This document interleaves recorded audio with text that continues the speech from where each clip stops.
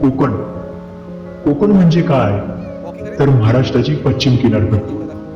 प्रत्येक वर्षी कोकणात फिरताना आपल्या वाटणाऱ्या वाटा, इथले रस्ते, गड, किल्ले आणि सागरी समुद्राचा आनंद थोडा कुठेतरी आजच्या काळात हरवत चालला.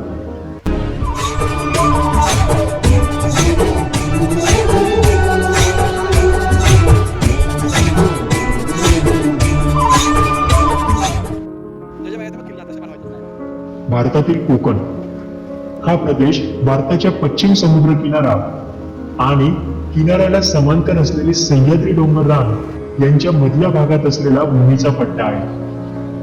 कोकण किनारपट्टीला 720 किमी म्हणजे सुमारे 450 मैल लांबीचा समुद्र किनारा आहे.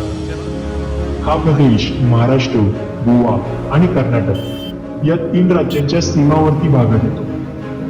कोकणाची भूमी अपार निसर्ग सौंदर्याने नटलेली आहे. मांडाचा राया, आंबे, सुपारी, केळीच्या बागा, फणस, काजू आणि कोकमाची झाडे, तसेच डोंगर उतारांवर केलेली भात शेती हे खूप मोठ्या प्रमाणात प्रसिद्ध आहे. असा निसर्गाचा वरदहस्त कोकण प्रदेशाला लाभलेला आहे. महाराष्ट्राची राजधानी मुंबई ही या कोकण पट्ट्यातच येते. कोकण म्हणजे स्वर्गच ना. कोकणाला संस्कृत मध्ये अपरांत असेही म्हणतात. पौराणिक कथेनुसार कोकण प्रदेशाची निर्मिती श्री विष्णूचा 6वा अवतार असलेल्या श्री परशुरामांनी केली. परशुरामांनी 21 वेळा पृथ्वी ही क्षत्रिय केल्यावर त्यांनी जिंकलेल्या सर्व भूमी कश्यपांना दान केली. स्वतः परशुराम दक्षिण पर्वतावर निघून गेले व तेथे त्यांनी शूर्पारक म्हणजे सोपारा देशाची निर्मिती सागरापासूनच केली, असा उल्लेख महाभारताच्या शांती पर्वतात आढळला आहे. तसेच परशुरामांनी स्वतःच्या वास्तव्यासाठी नवीन भूमी तयार करण्याचे ठरवले आणि त्याचप्रमाणे सिंधू सागराला म्हणजे आजच्या काळातील अरबी समुद्राला मागे हटण्याचा आदेश दिला.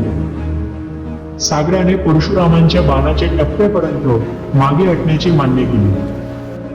त्याचप्रमाणे परशुरामाने सह्याद्रीवरून शरसंधान केले व कोकणाची भूमी निर्माण केली. त्यानंतर परशुरामांनी सध्या उत्तर कर्नाटकात असलेल्या गोकर्ण क्षेत्री या ठिकाणी वास्तव करू लागले. कोकणात रत्नागिरी या जिल्ह्यात चिपळूणजवळ लोटे परशुराम हे प्रसिद्ध परशुराम क्षेत्र व एक प्राचीन मंदिर आहे. तसेच गोव्यातही पैगिनी या गावी एक प्राचीन परशुराम मंदिर बघायला मिळते. अशा प्रकारे श्री परशुरामांनी निर्माण केलेल्या या कोकण प्रदेशास परशुराम भूमी या नावानेही ओळखली जाते. आज महाराष्ट्रातील 6 प्रशासकीय विभागांपैकी आपले कोकण विभाग 30,728 चौरस किमी मध्ये वसलेले आहे. या विभागात एकूण 7 जिल्ह्यांचा समावेश होतो. मुंबई शहर, मुंबई उपनगर, रायगड, रत्नागिरी, सिंधुदुर्ग, ठाणे आणि पालघर असा हा निसर्ग सौंदर्याने नटलेला आपला कोकण जणू काही स्वर्गच असं वाटायला लागतं. ते म्हणतात ना की कोकणाची माणसं साधी होईल, काळजात भरली यांच्या शहाळ. खरंच बाहेरून कितीही कठोर असली तरी मध्ये आपुलकी आणि जिव्हाळा असणारी ही कोकणातली माणसं. छत्रपती शिवाजी महाराजांच्या काळातही कोकणाला महत्व आलं व पेशव्यांच्या कारकिर्दीत ते अधिकच वाढले.